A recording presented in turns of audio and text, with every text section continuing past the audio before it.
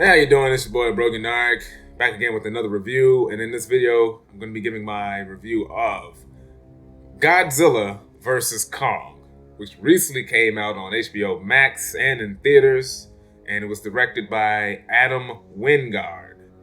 And before I get into the video, don't forget to like this video, share it, subscribe to the channel. We're still growing, and thanks for your help.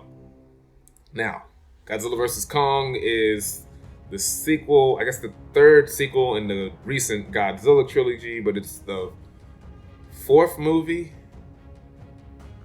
Yes, the fourth movie in the MonsterVerse trilogy thing that Warner Brothers has been doing with these characters.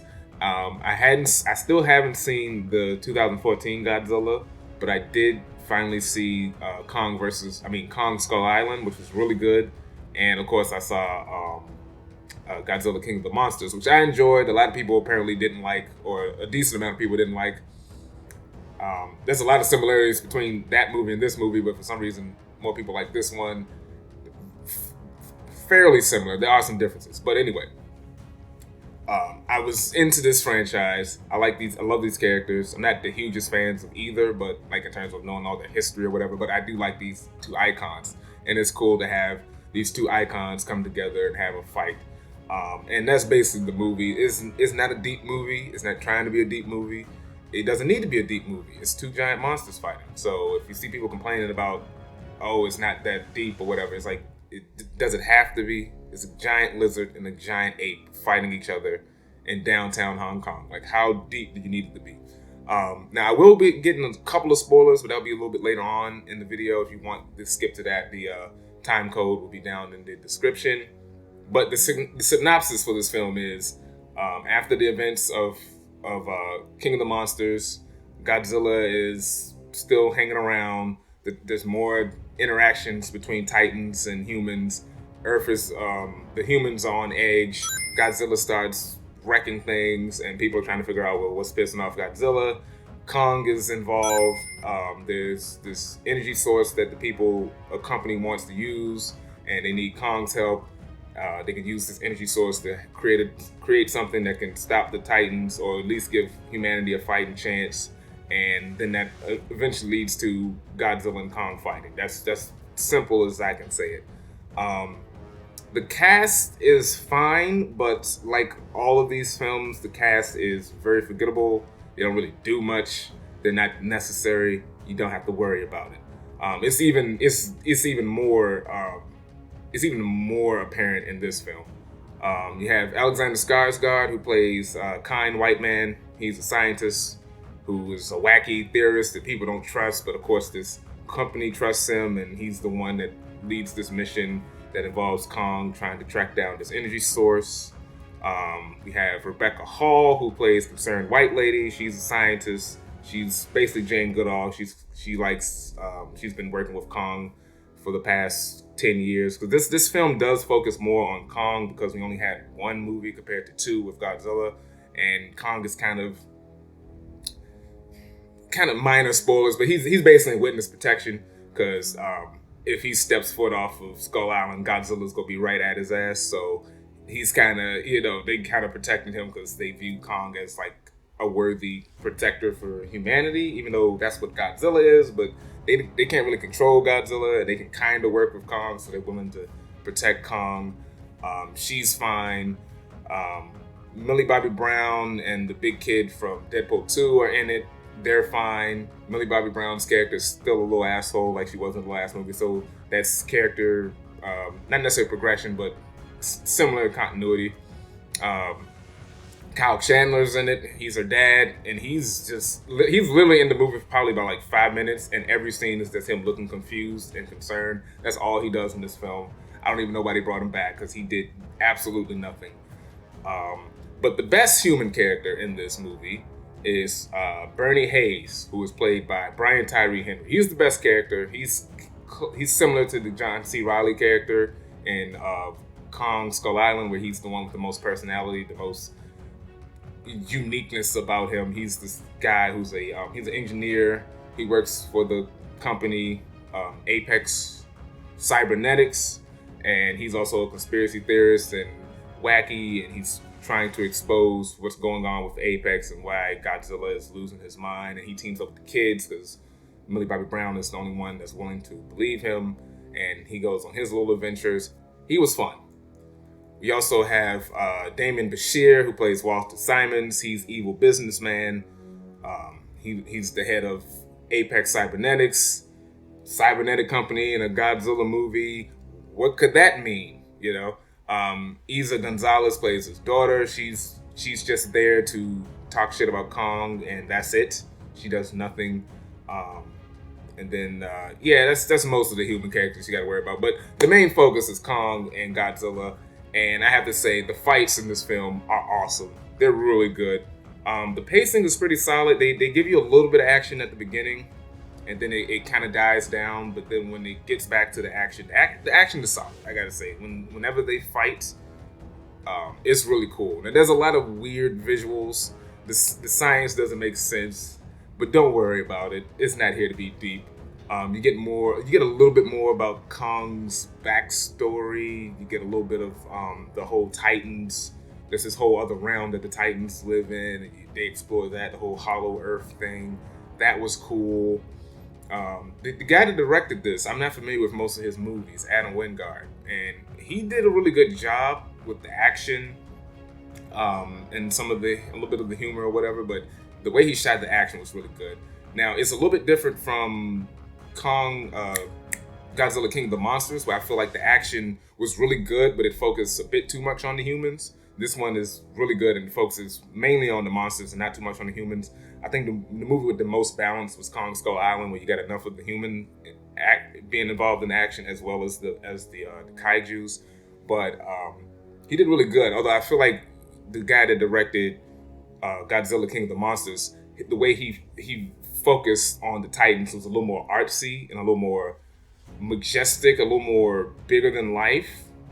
And this one, they were bigger than life. Don't get me wrong, they were bigger than life, but it was more just, they're fighting, which I'm not against. It works in different ways, and it was really good.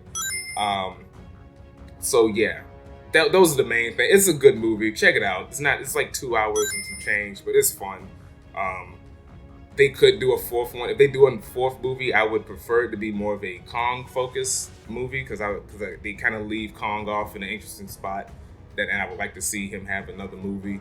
I forgot to mention the little girl. There's a little girl who's like close with Kong and they have a connection. She was fine.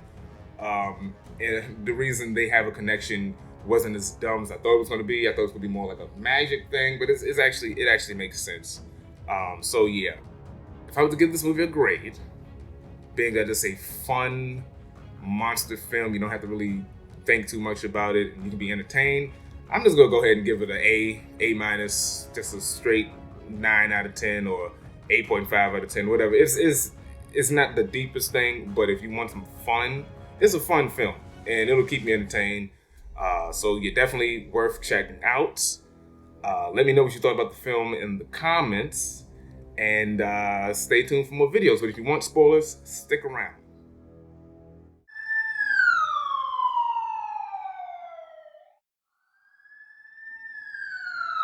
All right, let's get into spoilers. So yeah, I guess I was on Team Kong, and Kong did his thing.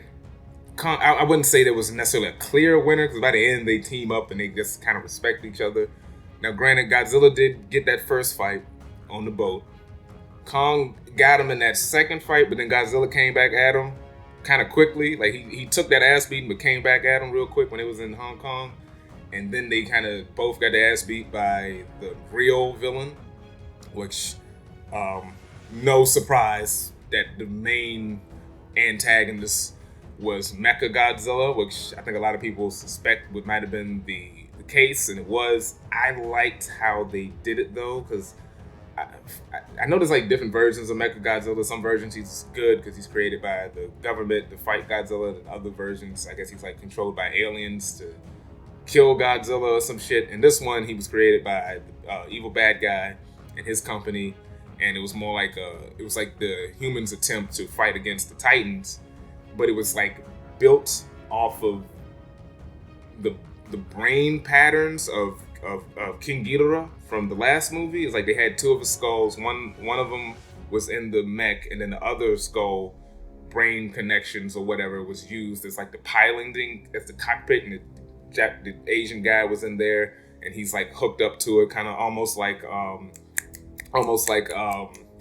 what's the shit the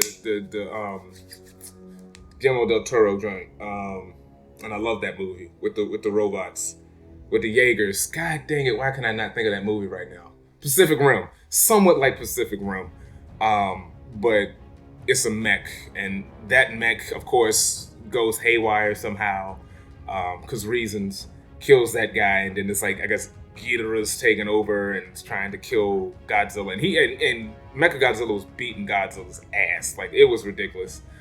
He was just getting his ass washed, just dragging his ass through Hong Kong. That shit was crazy.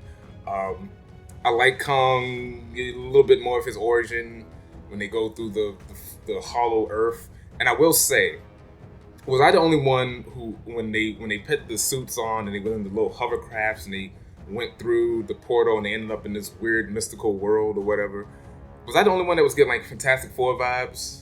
I was like, man, this guy would be dope if he did Fantastic Four, but they already casted the director for that. But I was like, I get some Fantastic Four vibes from this. But yeah, the Kongs were like, they had their own, I don't know what you call it, like a temple, and they had weapons, and there was an axe that's like made of some meteor or some rock that can absorb this energy source. Somehow Godzilla's species can like manipulate that, so that's like the fire breath is that same energy, and the axe was like an ancient axe that was there, so Godzilla gets it and he can like absorb the fire blast, because if he gets hit by that fire blast, he's done. There was a couple of, like, most of the fights between him and Godzilla was him either running from the fire blast or him like punching him in the mouth so he couldn't do the fire blast. And that shit was crazy when he was in the temple and he picks up the axe and it connects itself to Godzilla, and Godzilla's like, oh, there you are, and he like breathes through the crust of the earth to get to the center of the earth, and then it's like a tunnel so Godzilla can like look down at Kong and Hong Kong, and then he can look up at him through the center of the earth, and that's how they connected. It was fucking ridiculous, but whatever. And then they have their fight in Hong Kong, and like I said, Kong got him in the end, even though they both messed each other up. And then like Godzilla had to get Godzilla beat Kong so bad that when he got back at him, the man had a heart attack, so Kong had to get defibrillated to wake up so he can go save Godzilla. Yeah, it's all over. This movie is crazy. But yeah, like I said, the way they ended it with him hanging out in the Hollow Earth as opposed to being back on Skull Island, there's some more things they can do with that. Like I said, if they continue this, I would love to see the next movie focus on Kong. And hell, I would bring back the director from Skull Island, honestly, because I feel like that's still the best one. Like, low-key, I feel like that's probably still the best one. If not that, then this one, I would probably say is the best one.